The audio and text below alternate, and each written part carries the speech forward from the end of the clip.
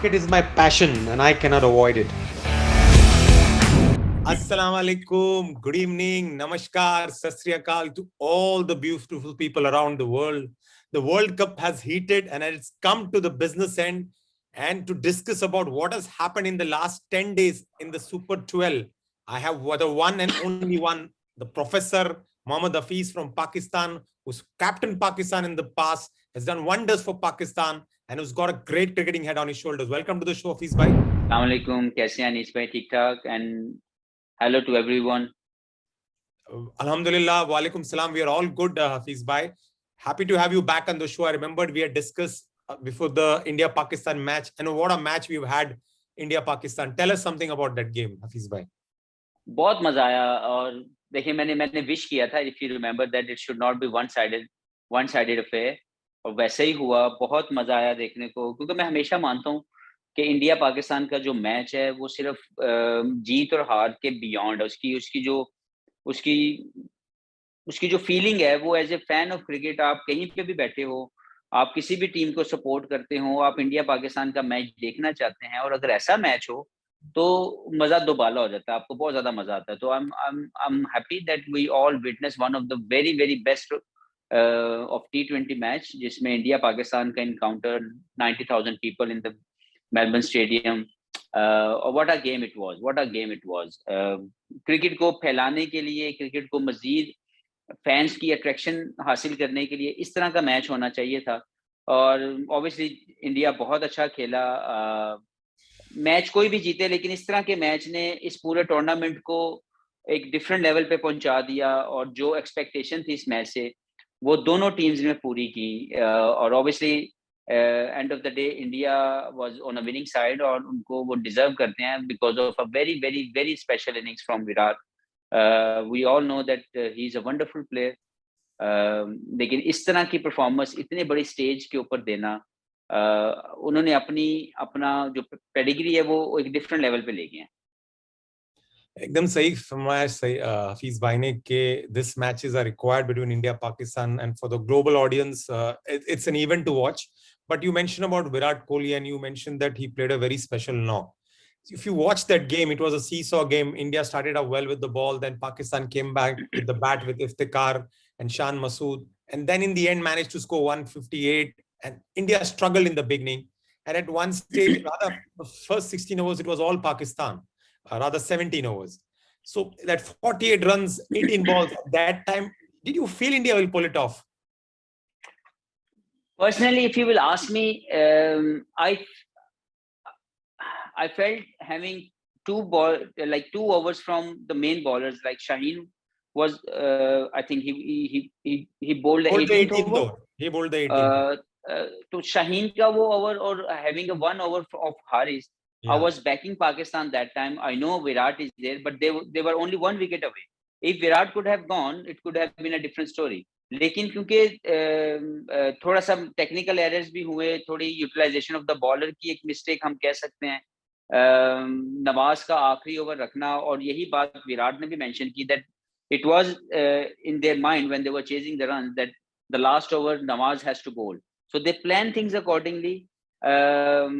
मुझे लगता है कि जितनी तारीफ की जाए विराट की और हार्दिक पांड्या की दैट टाइम, कि कितना लंबा वो मैच के मुताबिक उन्होंने लेके चले, और अपनी कैलकुलेशन के मुताबिक वो हर एक ओवर में लगातार 15-15 run banana, that was one thing, something very special.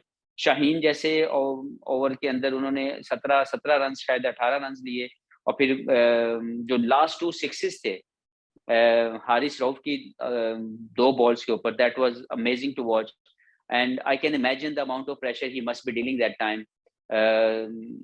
India Pakistan का मैच, उसमें आपके ऊपर मैच आ जाए, और वहां पे एक वो बॉलर जो बड़ी फॉर्म में है हारिस, उसके आखिरी 2 बॉल पे 2 सिक्सेस जो लगाए हैं, और specially the one he pull back, and जो बॉलर बैक जो उन्होंने 6 मारा, that was special to watch. I think कि उस 6 को मैं ये समझता हूँ कि आप जितनी मर्तबा देखेंगे उतनी मर्तबा आपको मजा आएगा.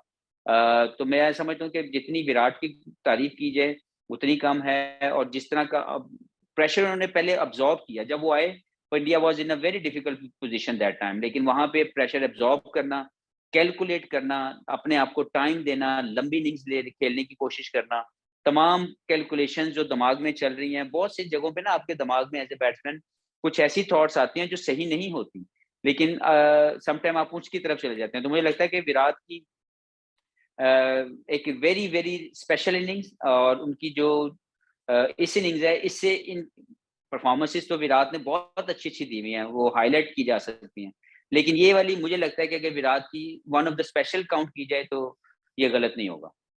हफीज भाई, मुझे इस बात पे आपसे एक बार डिस्कस करना है। सिंस इंडिया पाकिस्तान की मैच हो रही है कि कैलकुलेशन थोड़ी गलत हो गई पाकिस्तान मैनेजमेंट से। They brought Nawaz to bowl in the last over. Now I want to come back to that match where India lost to South Africa. There also India had a problem of Ashwin. और अश्विन को उन्होंने कुछ 17वां या 18वां over दिया, तो उसमें भी Miller ने उसको 2 छक्के मारे।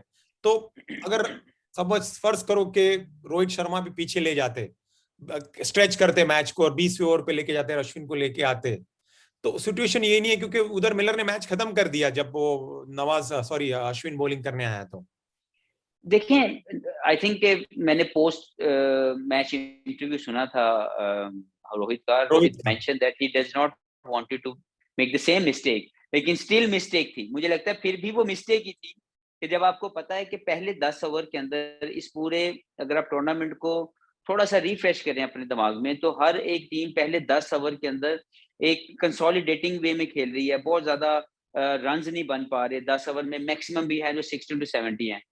मैं पहले कह चुका हूँ कि इन कंडीशन में, जब स्पेशली जब आप पर्थ पे खेल रहे हैं, तो India is missing to me one allrounder जैसे हार्दिक पांड्या। अगर इनके जैसे कोई और इनके पास ऑप्शन होती तो आपको स्पिनर को खिलाने की जरूरत ही नहीं है। बिल्कुल है, Harshal Patel is an allrounder. Hafeez भाई, Harshal Patel is an allrounder.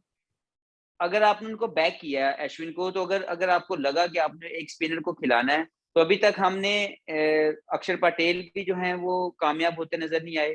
Ashwin ने भी उस मैच को, मैं ये नहीं कहता कि सिर्फ उनकी वजह से मैच हारे, लेकिन उनके ओवर को या तो पहले खत्म कर लिया जाता, 12 ओवर से पहले पहले अगर आपका स्पिनर, जैसे अश्विन का पावर प्ले के अंदर 1 ओवर करवाना, मुझे लगता है कि ना करवाना ये गलत था, कि अगर उनसे 1 या 2 ओवर पावर प्ले में करवाए जाते और 2 ओवर जो है उनके आफ्टर 6 ओवर्स जो हैं वो 10 या 11 ओवर तक फिनिश हो जाते, तो India could have a better chance. लेकिन कैलकुलेशन कप्तान की डिफरेंटली चलती है। मैं ये समझता हूँ कि इन कंडीशन में अगर आप अपने स्पिनर को, अगर आपने खिलाना ही है वेरी फोर्सफुली या whatever way you think spinner ने आपके लिए खेलना है, तो why not to have 1 or 2 overs in the power play, and then फिर आप 10-12 ओवर से पहले अपने स्पिनर के, अगर वो बहुत मिस्ट्री स्पिनर नहीं है, a spinner like Rashid Khan, a spinner like Hasaranga, ये वो स्पिनर हैं जिनके पास डिफरेंट वेरिएशन है आउट करने की। लेकिन अश्विन जो है, अश्विन रिसेंट पास में T20 फॉर्मेट में लंबी देर तक खेले भी नहीं है इंडिया के लिए, और उन पे इतना प्रेशर डालना कि वो आखिरी ओवर तक अपना 1 ओवर होल्ड करके रखें, मुझे लगता है कि यहाँ पे थोड़ी सी मिसकैलकुलेशन रोहित से भी हुई है। लेकिन अगर अश्विन ने या किसी ने भी खेलना है, तो मैं ये समझता हूँ कि अगर उनको जल्दी फिनिश करवाया जाए तो इन कंडीशन में ज्यादा सूटेबल होगा, जो अभी तक हमने देखा। बिल्कुल सही कहा हफीज के। और अगर चाहल, मैं समझता हूँ कि चाहल की भी ऑप्शन ली जा सकती है कि अगर आपने खिलाना है, Chahal is a wonderful wicket taker, उनकी लेग स्पिन एबिलिटी काफी है, तो अगर ये भी सोचा जा सकता है इंडिया के लिए मूविंग फॉरवर्ड कि अगर वो अपनी टीम के अंदर स्पिनर खिलाने ही चाहते हैं तो व्हाई नॉट चाहल। तो मेरा दूसरा सवाल यही था आपसे, अगर आप कप्तान होते, फर्ज करो कि आप ये डोर संभालते रहते, आपके पास ऑप्शन है अश्विन, आपके पास ऑप्शन है चाहल, तो आप एक स्पिनर पिक करना है, आप किसको पिक करते हैं? देखें, ऑब्वियसली रोहित एक बहुत बड़ी टीम को संभाले हुए हैं, उनके ऊपर जिम्मेदारी है एक उस टीम की जिसकी एक्सपेक्टेशन पूरी दुनिया में है कि वो अच्छा खेले। तो मैं कभी भी, मैं अगर आप मुझसे पूछें एज ए कैप्टन, तो मैं हमेशा मैच विकेट टेकर जो है वो मेरे लिए बेस्ट चॉइस होगा हमेशा। जैसे फर्ज करें अगर मेरे पास सईद अजमल थे, तो मेरी सबसे पहली चॉइस सईद अजमल था, क्योंकि वो विकेट टेकर था। तो अगर आपके पास विकेट टेकर चाहल की शक्ल में मौजूद है, तो मुझे नहीं लगता कि आपको किसी और सोच में आना चाहिए कि नंबर 9 के ऊपर कौन बैटिंग कर सकता है। इंडिया के पास पहले ही इतनी अच्छी स्ट्रॉन्ग बैटिंग लाइनअप है कि उनको अपनी बॉलिंग के अंदर अगर एक विकेट टेकर स्पिनर आ जाए, तो वो इंडिया की बॉलिंग लाइनअप को डिफरेंट लेवल पे ले जाएगा, एक डिफरेंट जो है वो जोन आ जाएगा एज ए ओपोनेंट उनके खिलाफ खेलने का। क्योंकि अर्शदीप बहुत अच्छी बॉलिंग कर रहे हैं, वो भी बहुत अच्छी बॉलिंग कर रहे हैं, शामी की इंक्लूजन मुझे लगता है कि एक गलती का एतराफ है कि उनको एशिया कप में जो नहीं खिलाया गया, this is something special from India, कि उन्होंने अपनी वो जो चीज कमी थी उसको पूरा किया, शामी को वापस लेके आए। ही इज अ वंडरफुल बॉलर, बहुत अच्छी परफॉर्मेंसेज है उनकी इंडिया के लिए। तो मैं समझता हूँ कि इन 3 के बाद जब आप हार्दिक पांड्या को बीच में लेके आते हैं, तो अगर आपके पास एक स्पिनर हो जो विकेट टेकर हो, कंटेन करने की, देखें T20 में जो कंटेन करने जाएगा वो भी 25 रन देगा। I am happy to have even like 3 wickets मुझे मिले, चाहे वो 35 रन दे, 40 भी दे, 4 आउट कर दे, मुझे वो स्पिनर चाहिए। कि अगर वो 30 रन दे के 3 आउट कर रहा है, मेरे लिए वो ज्यादा बेहतर है ना कि वो स्पिनर जो 25 रन या 30 रन देता है और आउट नहीं करता। तो I will go always with the spinner who can bring me a breakthrough in the middle of the over. Well, ladies and gentlemen, boys and girls, these are true words of wisdom. He says, I would like to have a bowler. He doesn't mind going for 35, 40 runs, but giving him 3 wickets, then I have a bowler who gives 25 runs and doesn't pick up wickets. Fair point, Hafiz bhai. Now, before I come to Pakistan, I have to ask you about Surya Kumar Yadav's inning against South Africa. बहुत शानदार innings. I'm personally I'm very impressed from Surya Kumar innings, क्योंकि मैं हमेशा जब भी उनको देखता था, मुझे वो कभी भी आई कैचिंग टैलेंट नहीं लगा when it comes to the basics of the game, when it comes to the technique of the game. लेकिन वो इतने दलेर हैं, इतनी ब्रेव सोल है उनकी, कि वो हर एक कंडीशन में अपने तरीके से खेलते हैं, और जो भी शॉट खेलते हैं वो कन्विक्शन के साथ खेलते हैं, वो बड़ी क्लैरिटी के साथ खेलते हैं। That is the reason he is growing as a player. हर जगह पे मैं ये समझता हूँ कि जो ये वाली इनिंग्स थी, इन्होंने अपने आप को बाकी तमाम टीम से एक डिफरेंट जोन में ले गए हैं। बाकी तमाम प्लेयर्स जो थे बहुत बड़े बड़े नाम हैं, लेकिन वो पर्थ के बाउंस पे कंफर्टेबल फील नहीं कर रहे थे, और आप उनको अगर खेलते हुए देखें तो they were not very comfortable with the bounce of the pitch. लेकिन अगर आप सूर्या को देखें तो ऐसा लग रहा था कि उनके लिए कोई एक स्पेशल पिच है जहां पे वो खेल रहे हैं, और अपनी मर्जी से तमाम शॉट्स उन्होंने खेल लिए। थोड़ा बहुत लक भी आपका फेवर करता है, लेकिन लक हमेशा जो ब्रेव है उसकी फेवर में जाता है। तो मैं यही कहूंगा कि सूर्या कुमार की ये वाली इनिंग्स देख के मुझे बहुत खुशी हुई, और जिस तरह की उनकी कामयाबियां उनको मिल रही हैं रिसेंट 1 ईयर से, जिस तरह वो इमर्ज कर रहे हैं एज ए सुपरस्टार, ये इनिंग्स उनको डेफिनेटली बहुत ज्यादा, उनको भी कॉन्फिडेंस मिलेगा, उनके फैंस को बहुत ज्यादा जो है उनके ऊपर कॉन्फिडेंस आएगा और ज्यादा, और जो टीम मैनेजमेंट है उनको भी होगा कि ये हमारा वो प्लेयर है जो सिर्फ कंडीशनल प्लेयर नहीं है, ये किसी भी कंडीशन में खेल सकता है। जो सिचुएशन और कंडीशन उन्होंने हैंडल की है, बहुत ही मजा आया उनको देख के। एकदम सही कहा हाफिज भाई ने कि he's taken his game to another level, and he was batting on a different pitch in Perth. Now let me come to Pakistan. Pakistan had a hard break against India. They played very good cricket, and then against Zimbabwe it was the hot and cold Pakistan again. देखें, India Pakistan का match मैं पहले भी एक आध मरतबा कह चुका हूँ, इंडिया पाकिस्तान का मैच साइकोलॉजिकली आपको हर्ट करता है। अगर आप जीतो तो आप एक डिफरेंट जोन में जाते हो, आपका बॉडी लैंग्वेज बहुत डिफरेंटली बिहेव करता है एज ए टीम, और अगर आप हारो तो एक्सपेक्टेशन के लोड, मीडिया का रिस्पॉन्स, फैंस की जो नाउ डेज सोशल मीडिया, आप कहो भी कि जी सोशल मीडिया में फॉलो नहीं करता, but it comes in your head somewhere. तो इंडिया पाकिस्तान के मैच की जो हार और जीत का जो उसका इम्पैक्ट है, वो हमें पाकिस्तान की टीम पे पड़ा हुआ नजर आया। जैसे 2021 के वर्ल्ड कप में इंडिया के हारने के बाद हमें इंडिया की बॉडी लैंग्वेज पे लगा कि अगला मैच वो न्यूजीलैंड से हारे। मैं बिल्कुल इसको कंपैरिजन नहीं कर रहा, लेकिन Pakistan against Zimbabwe was totally off colour. Pakistan की टीम की परफॉर्मेंस बिल्कुल नाकाबिले बर्दाश्त है as a fan of cricket के। हम इंडिया के साथ जो पाकिस्तान ने फाइट की, गो के इंडिया वो जीता, लेकिन we were so happy as a fan कि हमारी टीम ने बहुत एंड तक जाके जो है वो लोग मैच का हारना, इधर जाए या इधर जाए, लेकिन एक फाइटिंग स्पिरिट थी। लेकिन जिस तरीके की परफॉर्मेंस जिम्बाब्वे के खिलाफ थी, वो बहुत ज्यादा तकलीफ दे है as a fan of cricket, और पाकिस्तान में इसके लिए काफी तकलीफ हुई है पाकिस्तान के फैंस को। लेकिन it happens, like in the game of cricket, हम सब लोग अच्छा भी खेलते हैं, बुरा भी खेलते हैं, लेकिन जिम्बाब्वे के खिलाफ जो हमारा ओवरऑल डिस्प्ले था, मुझे लगता है that was also reflecting the impact of India Pakistan game. Fair point.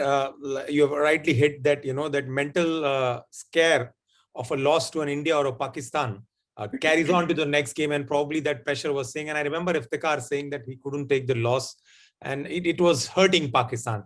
But that loss to Zimbabwe has cost Pakistan 2 crucial points. And going forward in the World Cup, with India losing to South Africa, it has further hurt them that even if they win the next 2 matches, they are not sure of making to the semi-final. What would you like to say? जी देखिए, you obviously covered everything with your question, लेकिन उसके जवाब में मैं सिर्फ यही कहना चाहूंगा कि पाकिस्तान चाहे आगे तक ना जाए, लेकिन as a fan of Pakistan cricket मैं ये चाहता हूं कि पाकिस्तान अगले दोनों मैच जीते कॉम्प्रिहेंसिवली, एक फाइट के साथ जीते, मजा आए देखने का कि हम लोग जीते।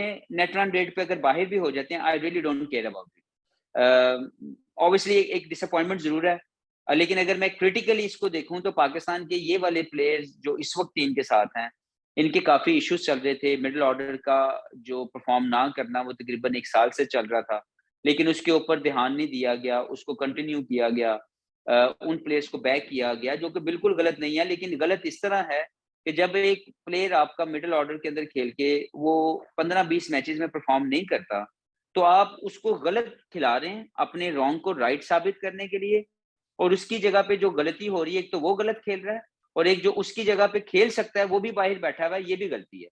तो ये मेरा ख्याल है कि पाकिस्तान को इससे सीखना चाहिए, पाकिस्तान की मैनेजमेंट को, थिंक टैंक को। अभी ये जो मैच पाकिस्तान और साउथ अफ्रीका होने वाला है, मैं सिर्फ ये चाहता हूँ कि पाकिस्तान ये मैच जीते और एक होप दे अपने तमाम फैंस को कि पाकिस्तान जो है वो हमेशा से जब नॉकआउट स्टेज आती है, उसका जो एक फ्लेयर है खेलने का, अगर वो वैसे ही खेलें तो मैं ज्यादा खुश होऊंगा। आपने कहा कि मिडिल ऑर्डर एक साल से कोई इशू चल रहा है, आई एम श्योर हम बात कर रहे हैं players like Asif Ali, Haider Ali, they have not been able to score, so you feel that they have missed out on a player like Shoaib Malik और somebody whom they should have taken to the World Cup? जी जरूर होना चाहिए था, क्योंकि जब एक quality player, एक सीनियर प्लेयर, एक फिट प्लेयर, एक परफॉर्मर प्लेयर आपके पास मौजूद है और आप सिर्फ अपनी पसंद नापसंद से उसको सिलेक्ट नहीं कर रहे, he is willing to play, he wanted to add value into Pakistan team and he is performing everywhere, तो उसको ना रखना, ना सिलेक्ट करना ये सोच के कि ये 40 साल का हो गया और इसके बाद इसकी क्रिकेट खत्म हो जाएगी। Yes, he is 40 years old, but he's fitter than all other players. He's hitting all the criteria of performance to be there. तो जब ये सारी चीजें उसकी तरफ जा रही हैं तो उसको ना रखना मुझे लगता है कि एक बहुत बड़ी मिस्टेक थी पाकिस्तान की थिंक टैंक की। लेकिन अभी जो वहां पे मौजूद हैं, मैं ये समझता हूँ कि इस वक्त पाकिस्तान की जो सबसे मैं देखना चाहूंगा कि पाकिस्तान अगले दोनों मैचेस जीते और अपने फैंस को खुश करे और एक होप दे कि शायद हम जो है क्वालिफाई कर सकें, जो कि इस वक्त बहुत मुश्किल लग रहा है, क्योंकि पाकिस्तान का जो पहला जो एक मैच जीता भी है हमने नीदरलैंड से, I was more disappointed after watching that कि 93-94 रन चेस करने हैं और एक बेहतर पिच पे हम खेल रहे हैं और हमारे पास विकेट इन हैंड्स हैं और हमने फिर भी 14 ओवर के अंदर उसको अगर फिनिश किया, तो why not to finish that game in 8 to 10 overs? Why not to give yourself a best chance to recover from your net run rate, ताकि at certain stage of the game अगर हम अगले 2 match जीतें भी तो हमारे पास net run rate के ऊपर fight करने के लिए कुछ ना कुछ हो, ना कि हम लोग इतना पेंडिंग पीछे रह जाए कि बाद में हम अगले 2 मैच जीत के भी ना पहुंच सके। तो ये मुझे लगता है कि मायूसी जरूर हुई देख के, लेकिन स्टिल मैं चाहता हूं कि पाकिस्तान की टीम साउथ अफ्रीका और आने वाला बांग्लादेश का दोनों मैच कॉम्प्रिहेंसिव या एक मजेदार से मैच जीतें और एक स्टेटमेंट दें that whatever happened had happened, हम अभी भी जो है गेम के अंदर हैं और अगर कोई चांस बनता है तो why not. Very well said, Hafiz bhai. Win the next 2 matches comprehensively, and who knows, you can make an backdoor entry as they made in 92. But we'll have to wait and watch, Hafiz bhai. Now, coming to the most important point, Babar Azam's form has been hurting Pakistan. जी definitely, क्योंकि बहुत पाकिस्तान के नहीं वो दुनिया के एक बेहतरीन प्लेयरों में उनका नाम है, दुनिया उनको देखना चाहती है, कितनी बड़ी स्टेज हो।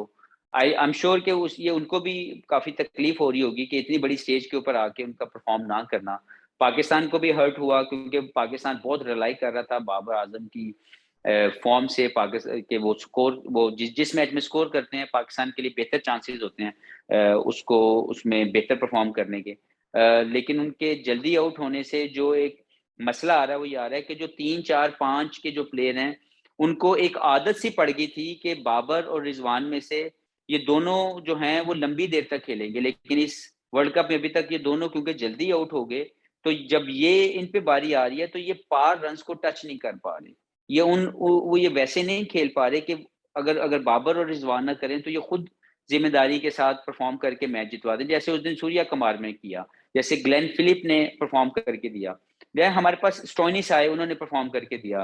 तो आपके पास परफॉर्मेंसेस तो हैं, लेकिन दूसरी टीमों को देख के अगर मैं अपनी टीम के साथ कंपैरिजन करूं तो हमारी तरफ से मैच विनिंग परफॉर्मेंस देने वाले जोन में जो बाबर और रिजवान कंट्रीब्यूशन कर रहे थे वो दूसरे नहीं कर सके। बिल्कुल सही कहा कि they need some match winning players like the Stoinis, the Surya Kumar Yadavs.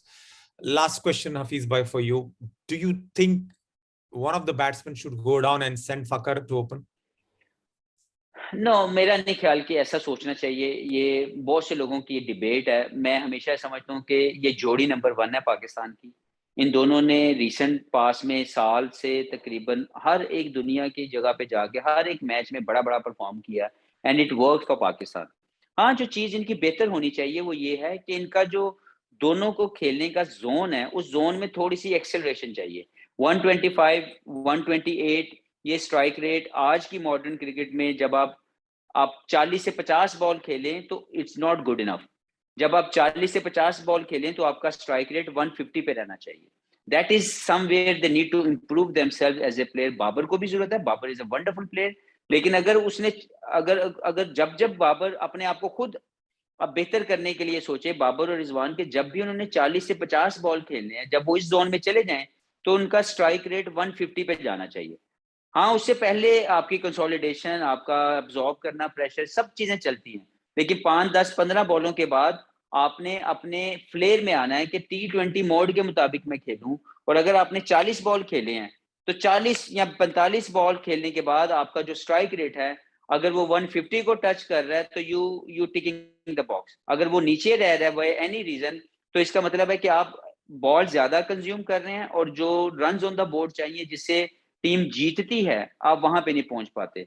तो इन दोनों के खेलने को मैं बैक करूंगा कि as a player they should open with for Pakistan, लेकिन अपनी इंप्रूवमेंट के लिए और टीम के लिए अगर ये अपना स्ट्राइक रेट थोड़ा सा बेहतर कर दें और उसमें थोड़ी सी पुश चाहिए तो it would be a different story all together. एकदम सही कहा, थोड़ा स्ट्राइक रेट बढ़ा दे तो फर्क पड़ेगा पाकिस्तान को। अभी आपके हिसाब से दो मैच बाकी है, पहले ग्रुप 1 की बात करता हूँ। कौन सी दो टीम आप कह रहे कि सेमीफाइनल तक जाएंगे? न्यूजीलैंड, इंग्लैंड, ऑस्ट्रेलिया या श्रीलंका? मुझे लगता है कि ऑस्ट्रेलिया विल लाइक उनके लिए मुश्किल इसलिए नजर आ रहा है कि जो लास्ट मैच में टक्कर की एक इनिंग्स ने उनके जो विन रेशियो थी या विन नेट रन रेट जो उनका हाई होना चाहिए था उसको जो डैमेज किया है वो जरूर इनको डैमेज करेगा, क्योंकि पहला मैच भी वो बहुत बुरी तरह हारे न्यूजीलैंड से और उसको अभी तक रिकवर नहीं कर पा रहे। तो नेट रन रेट के ऊपर मुझे लगता है कि मैं न्यूजीलैंड और इंग्लैंड की तरफ जाऊंगा कि ये दोनों टीमें मुझे लगता है कि दे विल क्वालिफाई।